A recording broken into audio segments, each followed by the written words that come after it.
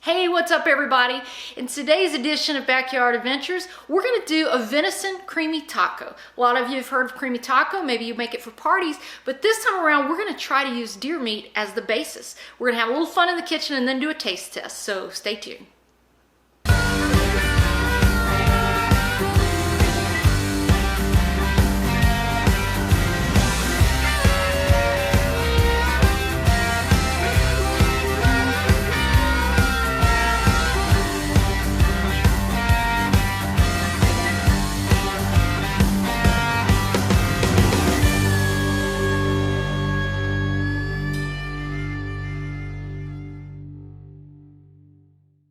All right, as you can see, we've got all our ingredients here, and I'm pretty proud of myself. I think we've gotten almost all generic brands. I am the generic brand queen, but we want to do this and make it a frugal and easy way for you to make something fun for your family or for friends. So we've got some Rotel generic brand. We've got black beans, pinto beans, some great northern beans. I mix it up. You can use any kind of bean, kidney beans, chili beans, whatever. Just grabbed a few that I had back in the pantry. I wanted to do all this without having to make a grocery run. And then I've got some cream cheese and then cheesy taco seasoning. So instead of getting Velveeta, I didn't have it. I wanted to do this without a grocery run, like I said. So cream cheese and cheesy taco mix. We're gonna give it a try. All right, the very first thing we wanna do is get our deer meat in process. We wanna go ahead and get this deer meat browned. And then I'll get some supplies together while that's browning, get all the cans opened up. Ready to go here. I love to use a Magnolite. I don't know if it's a Louisiana thing or what, but I cook just about everything in this Magnolite right here that my good friend Wanda Poche gave me back in my Baton Rouge days. I got this meat going, and of course the nice thing about venison, as you probably know, is that it's a lean meat. So it's just not a lot of grease once you get this meat good and brown.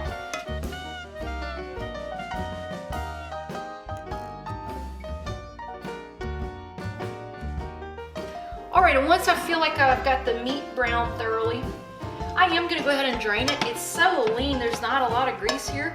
I've known people that just go ahead and dump their taco seasoning at this point and they're good to go. But in this case, I'm gonna go ahead and drain this, and then we'll go ahead and add in the seasoning that we want. Well, let's start by draining this. I'm gonna turn the heat down for just a little bit while we do that.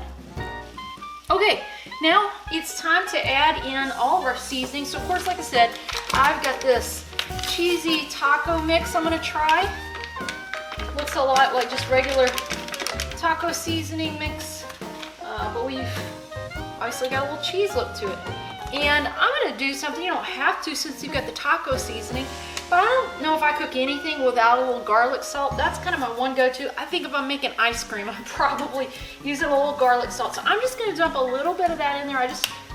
Makes me feel better to use it, I guess. I'm also, because I don't know my ratio, I'm gonna put a little chili powder with this. I kind of like a chili kind of a flavor to it. So I'm just eyeballing here. I'm just dumping a little chili powder in here to kind of help with this, mixing things up. And then of course, we can't cook without a little Tony's. So I'm gonna put little Tony's in also, just to make sure we've got just a little bit of a kick to it. Not much.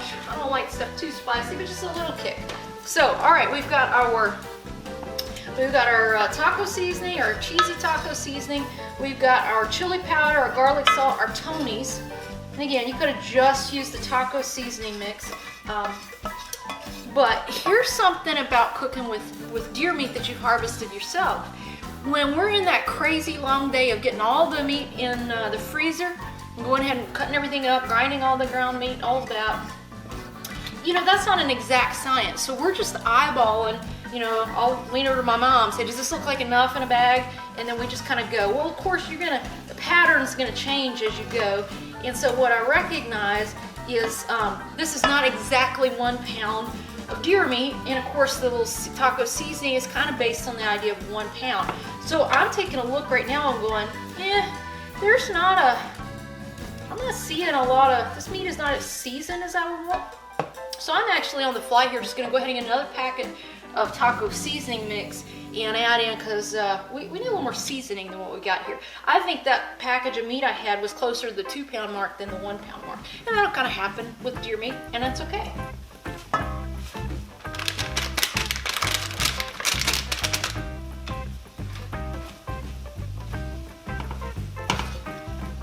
Okay, our taco seasoning mix asked us to add some water, and for the cheesy taco mix, it wanted some milk.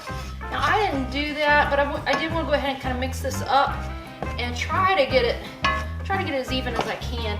Instead of adding the water and the milk, what I'm going to do is go ahead and dump in a can of Rotel. So here we go. And all that juice will help kind of deal with some of those, with what we would otherwise be putting water in.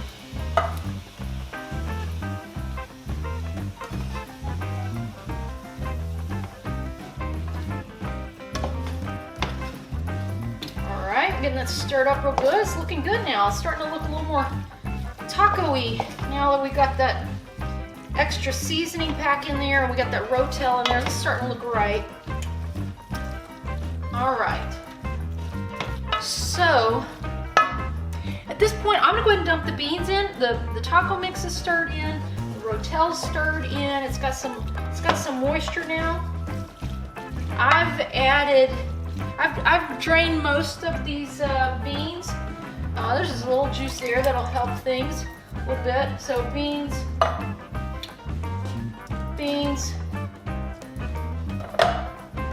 and beans. Obviously, a lot of people make creamy taco and they just do the meat, the cheese, and the seasoning. So you just experiment with that. I'm kind of wishing now I would have done chili beans. It's like I said earlier, I like that chili flavor, but this is gonna work.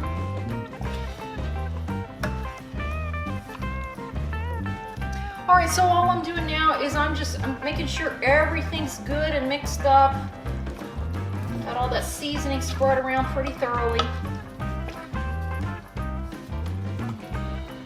I don't even know what a white northern bean is. I was probably in the grocery store and they were clearancing out some canned goods, and that made it home with me. If you know what a white northern bean is, let me know. I don't usually cook with things that have the word northern in them.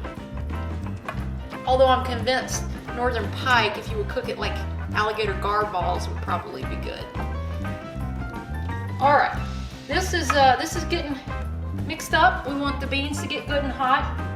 So I'm gonna put the lid on here for a second and let this get good and hot throughout. All right, I've had the lid on for just a little bit, not very long, just while I move some things around. Had the lid on, just want those beans to get good and heated all the way through. I don't wanna bite into a cold black bean here in a few minutes when we taste test this. But let's go ahead and take the lid off. And really the only thing left to do is dump in our cheese so it can start melting. And I've diced this up so that hopefully that'll help it melt quicker. All right, so all I'm doing right now is just stirring, letting all that cheese get good and melted, but trying to keep it from scorching on the bottom. So we do have to kind of keep an eye on it and keep stirring.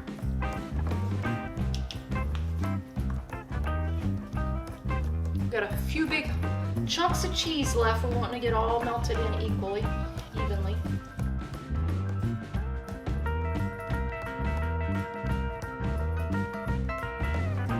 Kind of feel like I should be telling a Justin Wilson joke right about now.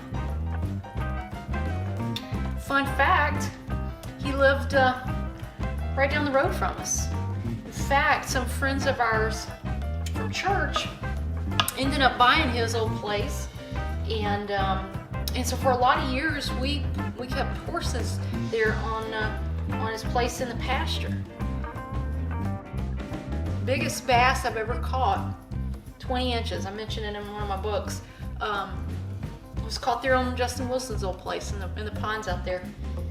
So there you go, a little known fact. I wish I had a good Justin Wilson joke right about now. If Justin Wilson, of me saying that it doesn't ring a bell, do yourself a favor. get on YouTube and Google Justin Wilson. Amazing, amazing Louisiana cook and entertainer. And some great, great recipes. And just a very interesting character.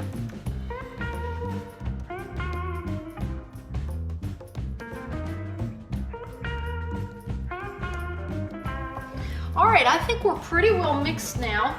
So I'm gonna turn our heat down to just low. And let's go ahead and serve this up and see where we landed here, see what this tastes like.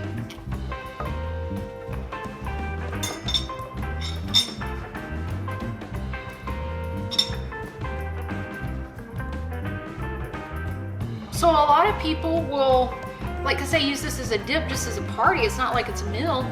I'm just gonna go ahead and eat this like a meal tonight. A lot of times I put a little shredded lettuce, some chips, some sour cream, and just make like a little, I mean, put this over nachos, but I'll break some nachos up in it and just make a paste and just eat it like that, kind of like a taco salad almost. So a lot of different options.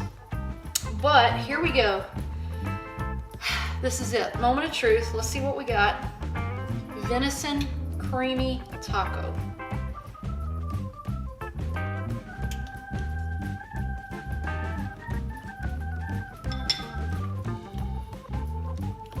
Not bad, tastes like creamy taco.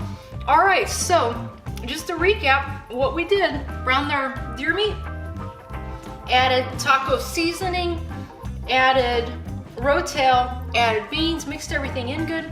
In this case, we melted some cream cheese because we had some cheesy taco seasoning, but you could just use Velveeta in place of that.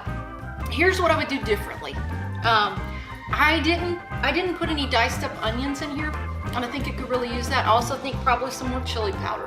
So if I would do this again, I would probably make those two changes. Believe it or not, this is my first time trying this recipe.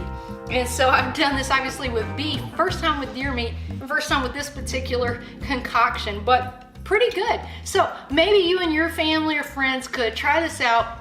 It's a lot of fun, whether you use it at a party for a dip or you make a meal out of it. It's a fun way to use deer meat and have a nice meal for you and your friends. Everybody stay tuned for more from Backyard Adventures.